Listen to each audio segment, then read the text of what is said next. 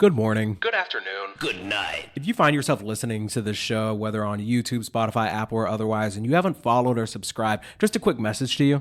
And if you gonna sleep on me, don't wake up, bitch. Sleep forever. And I hope I'm not in your dreams, ho. Derapy. You guys remember Kanye West? Who? Me personally, I miss the old Kanye. Old Kanye put out back-to-back classics. New Kanye, he's a little, Editor Derek, you got anything?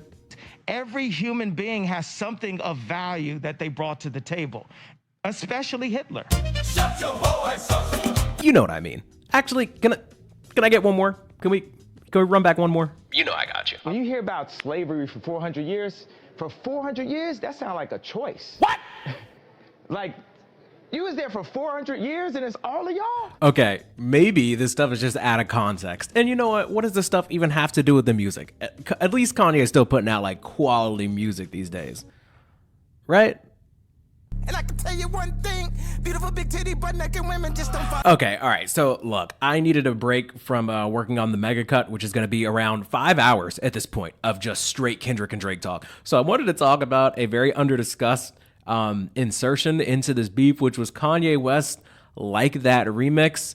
And I don't even really know how to introduce this to you. It's like when your parents force you to like bring your sibling somewhere or let them hang out with you and you just didn't ask, but they're having a good time. Somebody said this is like Metro giving Kanye an unplugged controller, but look, Where? There's some likable stuff from what we're about to hear. Let's just give it a try. Okay, I haven't listened to this in a while. You know we had to get the hooligans up here. We're gonna take this pussy nigga out. Yo, Dot, I got you. I can't hold you, okay? I would never lie to you. Yo, Dot, I got you. Straight into the choir. Kind of cold. Kind of cold.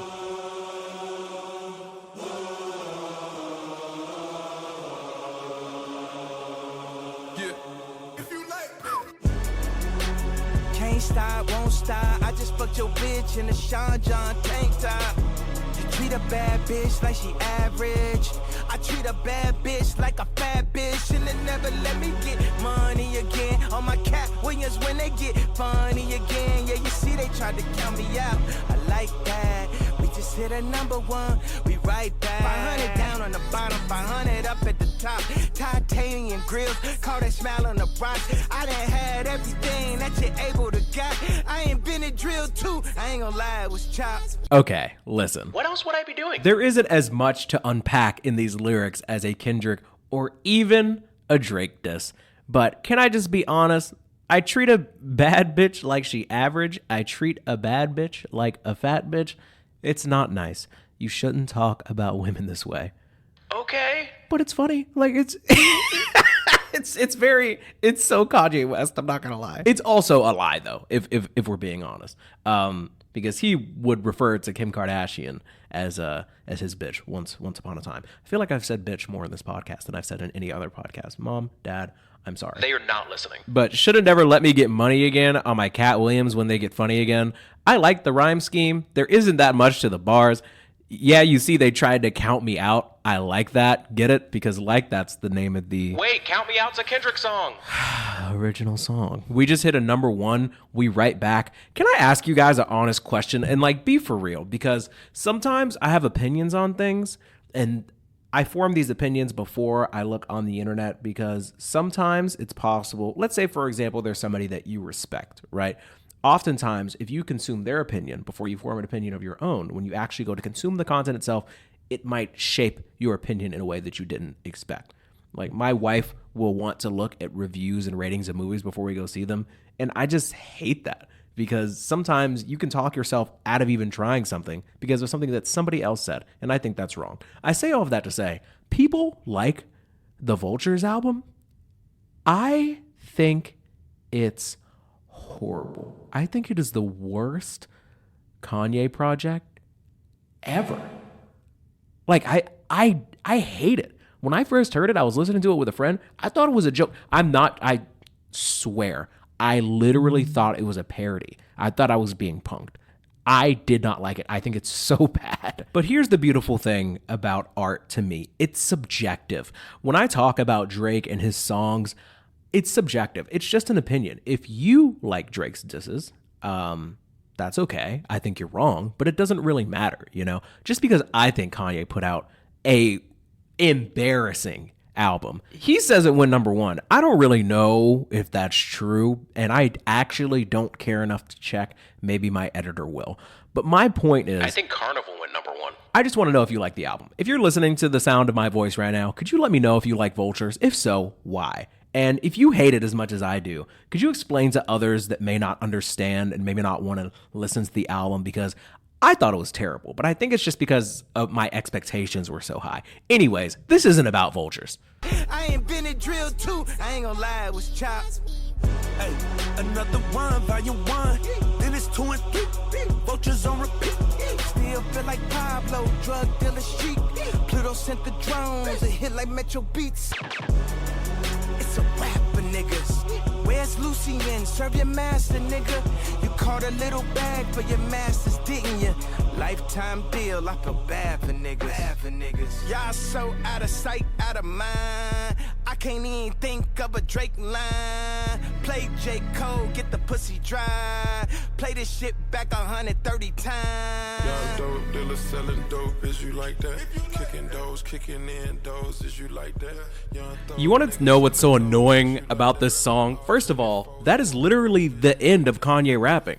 Kanye West really hopped on this Like That remix just to say J. Cole gets the P word dry and I can't even think of a Drake line. What is the point of jumping in and yelling, yo, Dot, I got you? He didn't need you. The idea is that Kendrick is about to battle with J. Cole and Drake. He gives both of them one line. In the Drake line, he says he can't even think of one. What is the point of this? What's even worse is Kanye just a couple of days ago told Rich the Kid that he was going to retire. He doesn't know what else to do. So much for Vultures 2 and 3. Honestly, if it was anything like Vultures 1, he could keep it anyways. You know what? I'm actually really disappointed. I thought I remembered this song being longer, but it is a full song. But Kanye's part is so short and irrelevant that, like, we're going to talk about Chris Brown dissing Quavo. I don't even care. This is my show. I can do whatever I want. Derapy. So why does Chris Brown hate Quavo so much? So according to the World Wide Web, the pair started their beef back in 2017 with the drama originating from Karrueche Tran, Chris Brown's ex-girlfriend who Quavo rumored to date that year. Why does it always start with a woman? Okay, so I assumed that Quavo started dating this girl after Chris Brown. Chris Brown was upset because this was the mother of his child or something. It turns out that Chris Brown had a baby with some other woman named Nia, and that's part of the reason why Karrueche and him broke up. So, like, what is the problem, Chris? Like, what's really good? Okay, so this is what I've learned through the World Wide Web, right? And this is a whole bunch of information that, frankly, I just wish I didn't know, but here we are. So apparently Chris Brown and this Karrueche girl were together, but they ended up breaking up because Chris Brown got some other girl pregnant, and Karrueche was like, nah, I'm not really into that. Also, she claims that Chris Brown sent her threatening text messages and punched her in the stomach. Allegedly. Now, I'm not going to say that I think Chris Brown did it, but it's entirely possible that motherfucker's guilty, that motherfucker's guilty, that motherfucker's guilty, that motherfucker's guilty, that motherfucker's guilty, that motherfucker's guilty, that motherfucker's guilty, that motherfucker's guilty, that motherfucker's guilty, that motherfuckers. Look, violence against women is not funny. It's really not. The only thing that's funny is that Chris Brown seems to be furious with Quavo for hooking up or dating this girl after Chris Brown treated her terribly. I don't understand what it is with dudes in, like, the Hollywood and rap scene where it's like, once I've been with her, nobody that I have ever known or met is allowed to be with them after that. It's like, what? They're just supposed to give up on love and relationships and any type of affection with any other being of the opposite sex because they were with you first? What is this mentality? Can somebody please explain it to me? I actually don't get it. Anyways, I actually don't care about that. Let's listen to this diss track by Breezy towards Quavo because I've heard it's incredibly mean, which means that it's awesome. So let's listen to it. Now we can settle this like you got some class, so we can get into some gangster shit. Hey, Chris, I don't want no issues, bro. I don't want no smoke. I don't want fights, and I don't want to do nothing, bro. Like, please, bro. This is already so funny. I believe that this is a voicemail that Quavo left Chris Brown trying to explain that he doesn't want any problems. He even says please. And what follows this is him wanting so many problems and being so mean. I guess it just means nothing to ask for mercy or forgiveness anymore. It just doesn't matter. Who wants smoke with me? Who wants smoke with me? Who wants smoke with me? Who wants smoke with C? Who wants smoke with me? Who wants... Okay, let's get down to the facts. Pussy, I'm dripped in red. Don't let this R&B shit fool you niggas, get ripped to shreds. Quavo talking like he a thug, nigga, you a bitch with dread. Can't wait to see the day that you back up all of that shit you said. What's all that bullshit you talking? You ain't no huncho, nigga. You the weakest link out of your clique, let's keep it a hundo, nigga. You fuck my ex-ho, that's cool, I don't give no fuck, little nigga. Cause I fucked your ex when you was still with a bitch, I'm up, little nigga. Oh my God. First bar of the rap calls him a pussy. Crazy. Immediately says, I'm dripped in red. In case you guys didn't know, apparently everybody knew but me. In my Family Matters podcast, half of the criticism was me referring to Chris Brown as the dancing man. I don't take it back, by the way. I don't care. I don't care that Chris Brown is in a gang. Frankly, he's not going to come find me in Des Moines. Also, he says Quavo talking like a thug. You a bitch with dreads, and then he ad-libs, you a bitch. Again. Then he says, you the weakest link out of your clique. Let's keep it a hundo. There are 3 people in the Migos, and one of them is dead. Rest in peace, take off. So he's saying that you're weaker than the only other guy left. Then he says, you had sexual relations with my ex-girlfriend. Cool. I don't care. And then there's another ad lib. I'm looking at the lyrics on Genius. It says, in parentheses, still a bitch. Then he says, I had sexual relations with your ex when you were still with her. I'm up. Now listen. I can't criticize Drake for having like a lot of his disses be around who's having sex with who at what time or whatever. I feel like this is different because Chris Brown is openly saying, you were like actively in love with this person while I was putting things inside of them. That's crazy. This is crazy. This is already like a really hard diss. I'm not gonna lie. They say revenge is sweet. Now think about that shit. Don't let that line go over your head. I might just sing about that shit. I had a feeling about that dick. There's something sweet about that shit. I got some tea about that bitch, but I ain't gonna speak about that shit.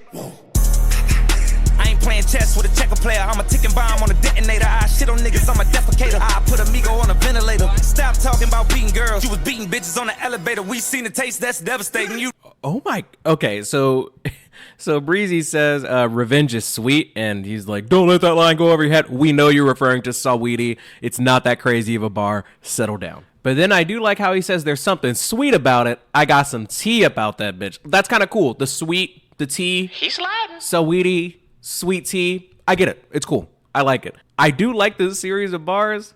He says, playing chess with a checker player, taking bomb, I'm the detonator. Shitting on him, I'm a defecator. Put Amigo on a ventilator. I just love how directly he is addressing Quavo here. No sneak dissing. Extremely direct. And some would say, oh, you were killing Drake for a simple rhyme scheme. It's different, though, because these actually like pack legitimate punch, and they're like very direct in what he's saying. Also, can we just talk about like Chris Brown's delivery here is like jacked, mean, angry. Like this man is upset in the best way. Now I have to be fair. To a gang member. He low-key almost lost me trying to talk about how Quavo beat some chick up in an elevator. Now listen, that's not good. Obviously, violence against women is bad. Violence in general, like it's not great, you know? But I just want to be clear about this. I feel like this goes without saying. Chris Brown is literally the last person who should be getting on to someone for hitting a woman. That's all I'm gonna say. Let's move on. Doing bad, you a bitch in your music trash. Fashion week, they set me next to your lame ass. I was truly mad. All I kept thinking about was breaking your face, but I gave you a pass. You lucky I ain't wanna fuck the money up, boy. I would've broke you in half.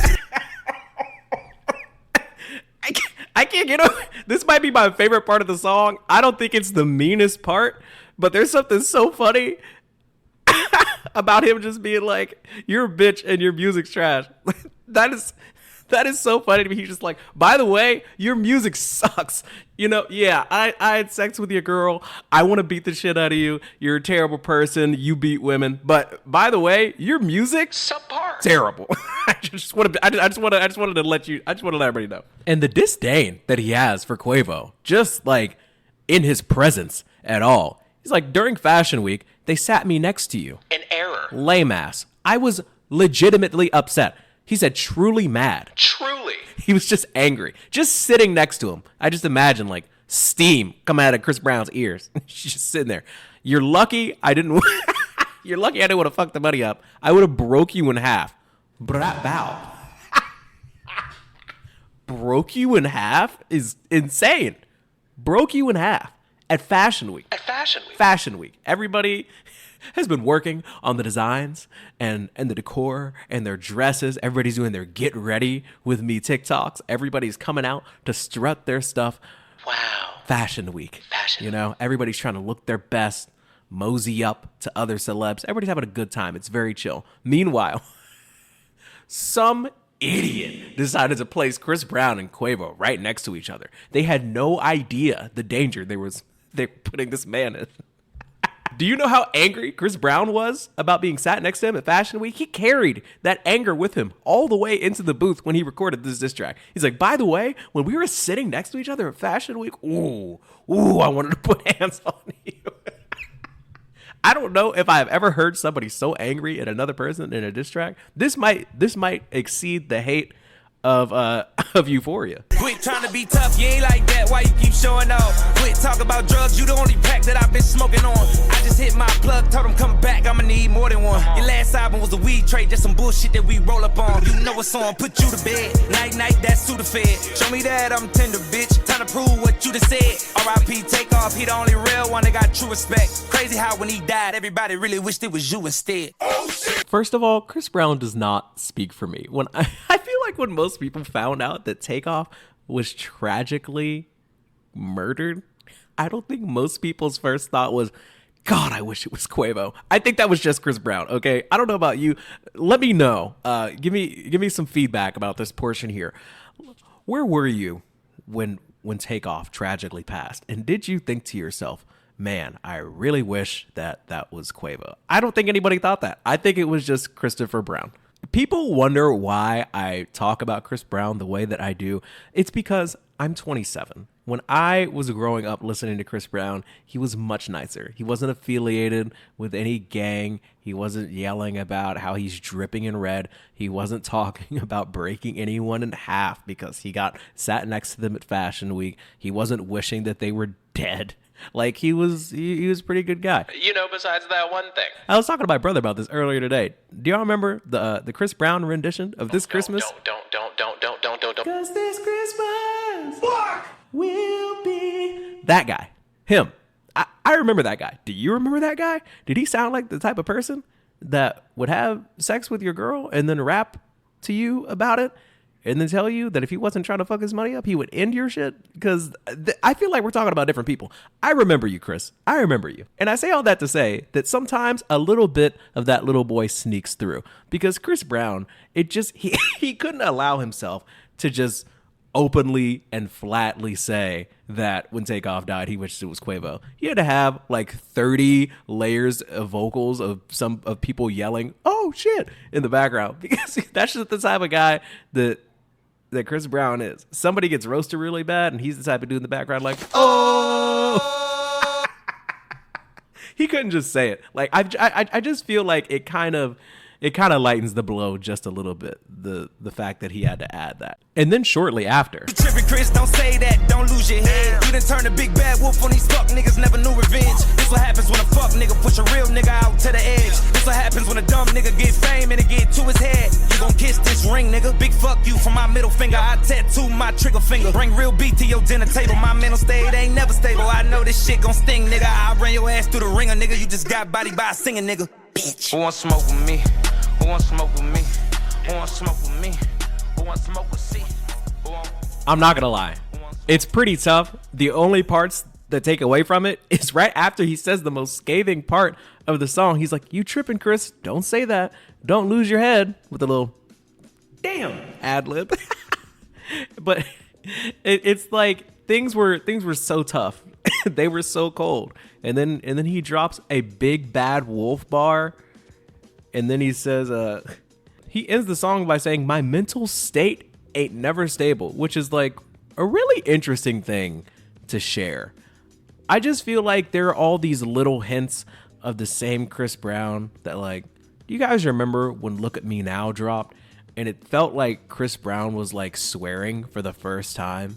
It's like he really wanted to emphasize the fact that like he's grown now. He's a bad guy. I still see little hints of that here and there. But all in all, like, what a mean song. Like, there's no hint of like, hey, the rabbit hole gets deeper. There's some more stuff that I could say you don't want to know about. Hey, just so you know, this is a warning. This is like, I want to fight you. I think you should die. No, not I think you should die. I wish you would have already died. I wish that this person was alive and you were actually dead. He insinuates that everybody feels this way, and I would just like to reiterate, I do not feel this way. I don't even know what Quavo's response was. Does anybody care? I mean, what do you even say to this? Anyways, I was honestly just kind of burnt out from talking about Drake and Kendrick, so I figured I'd talk about Yeezy jumping in, Breezy crashing out. If there's anything I missed that bugs you or you think is funny, just let me know. I can only assume if you made it this far that you like the content. So if you're on Spotify or Apple, please leave a 5-star rating and review. The review could be whatever you want. Just 5 stars, I'd appreciate it. And if you're on YouTube, like it, but more importantly, comment. That's my favorite part. Seeing all the comments, seeing people interact with each other, being able to interact directly with the people that enjoy the content. That is truly my favorite part. So Supercut is still coming. It's so much. I'm like 3 hours into it. And I just want to be clear about this. YouTube is not going to pay me for it because I'm stealing like 6-7 songs or something. Maybe 8, 10. I don't know. But love you. Mean it. Thanks for hanging. Enjoy the outro. You know what? I got a surprise for y'all. You are not J. Cole, dude. Tired of being nice, switch it up like Walter White, man. Telling me to relax, I do the opposite, get hype, man. Growing up a nerd, a geek, a freak, a loser, virgin, and a burden, but I'm turning into something y'all don't recognize. Turning up my way like the highway, I require more speed. Oh, please tell me you get more cheese, and I will likely agree. I'ma keep it running Forest, run this town, you just a tourist. Borough where I reside, but I decided I may do more. I was watching Yeezy in a hotel room just spitting rhymes, and damn, it just occurred to me that I can't really make excuses. I thought it'd be easy, I was in my room in summertime, and thank God it occurred to me that I probably need more practice. Staying humble, stay off Bumble, already got my queen. Derapy the regime, swear I'm living the dream. Y'all are sleeping tucked in, only worth $1.10, but by the end of my stint, you'll remember Buxton. Damn. And I'm never finished, do this shit till I die. Ready for the bronze, I'm ready for the high life, ready to make highlights, don't waste my time, cooler than the Sonic ice. Haters get bubonic die, rest will witness my rise. I'm shining like a skylight, I'm way too scared to skydive, but I'ma have a fine wife, and I'ma keep on cooking with the rare spices. Bitch, I am the bomb. They like, oh my God, where's ISIS? Huh? Dude, chill, I'm playing like an Xbox, but that doesn't mean that you can play with me, kick rocks. Okay, be real, I just picked up rapping like a hobby, like for fun or some. Then it really hit me that I might just be the one of some, hotter than the sun or some. Pick this up like hookers, but ironically, I got no hooks and never read a book up on it. Dude, it tastes so naturally. Derek B, it had to be. Working on a masterpiece, way harder than Master P. Blowing up catastrophe, leave it like a tragedy. Oh girl, you can't hate up on me when looking so bad.